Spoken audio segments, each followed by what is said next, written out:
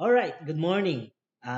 Ngayon naman po ay akin pong ipapaliwanag sa inyo or i-demo sa inyo kung paano po tayo mag-register ng new account or kunwari meron kang na-recruit, paano ba siya i-register online using our system or website. Okay? So, pakinggan niyo po mabuti at follow niyo lang po kung paano po ginawa or gagawin. Okay, ang gagawin natin, pasok po tayo sa ating website, sfimc.org. Yan.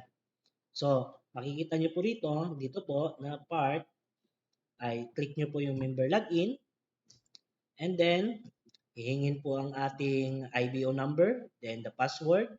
Okay, then click. So nandito na po tayo sa ating member portal. So ang gagawin natin next is punta po tayo dito sa My Genealogy. So click nyo po yan. So makikita nyo po dito yung genealogy nyo. Makikita nyo po kung saan po nalagay yung inyong mga previous members or na-encode. So for example, no, ilagay natin dito sa itong green, yan, dark green ba yan? Yan tawag niyan. So, ibig sabihin yan, wala pa yung laman. Lalagyan pa natin yan. For example, bago, no, dito natin ilalagay. Dito sa part na ito yan. So, click natin yan. So, i-click nyo lang po. So, lalabas na po dito yung member entry information. So, ito po ay view number, date and time, status. Pag naka-gray po yan, huwag nyo na pong pakialaman yan. Dito po tayo diretso sa first name. For example, pangalan niya, Leo. Yan. Then, last name is Carpio. And the middle name is Azucena. Yan. For example, no? Then, telephone number kung meron, mas maganda. Then, mobile number. Okay. Dito po sa mobile number, dapat isang numero lang po ang gagamitin nyo po. Kasi yung one number na yan, hindi na po yan magagamit sa ibang pangalan. Magagamit lang po yan ulit hanggang 7 times sa isa lamang po na pangalan. For example, kay Leo, no? Ito yan, 093846 7890123. Yan.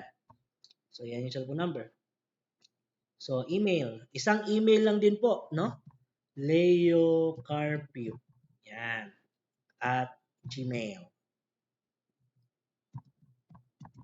Yan. Then, address. Filomena Street, corner Asuncion, block 7, lot 1525, yan. Then, saan po na city? So, ang gagawin nyo po, i-click nyo po muna, then, tagay nyo, Davao City or Pangasinan. Yan, lalabas yan, no? Pangasinan, yan. Meron ba Pangasinan? Parang wala yata. Okay, lagay natin Davao City or Cebu na lang, Cebu. Yan, Cebu City. So, don't forget the zip code. Lagay natin, zip code niya 6,000. Yan. Then, check nyo po ha. Check nyo po na kompleto po muna yung sa taas. Yan. Lalong-lalo na itong merong red dot na yan. Yan. Importante yan. Okay? So, dito, hihingi po siya ng code. So, yung code, for example, yan. No?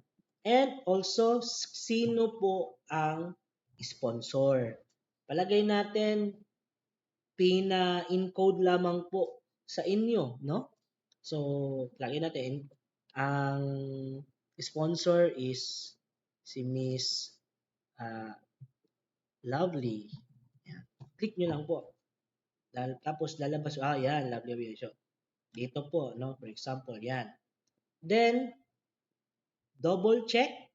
After double check, okay naman, kompleto naman. Meron ng code, entry code, importante yun.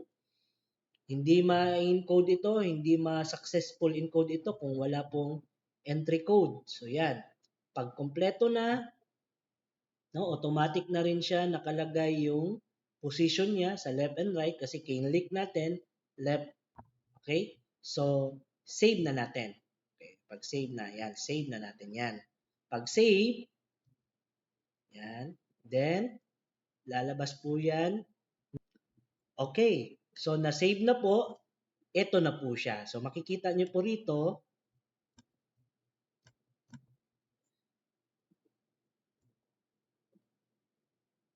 yan. So, nandyan na po si Leo Carpio. Na-encode na po siya. So, automatically, pag save, then wait for a seconds, then automatically magpa-pump yan na na-encode na. So, that's it. Ganyan lang po kadali mag-encode using our system. So, kung hindi nyo po na kuha, ulit-ulitin nyo po itong video na ito para po, okay, ma-master po natin paano po mag-encode ng panibagong dealer or sa inyo po, panibagong account, okay?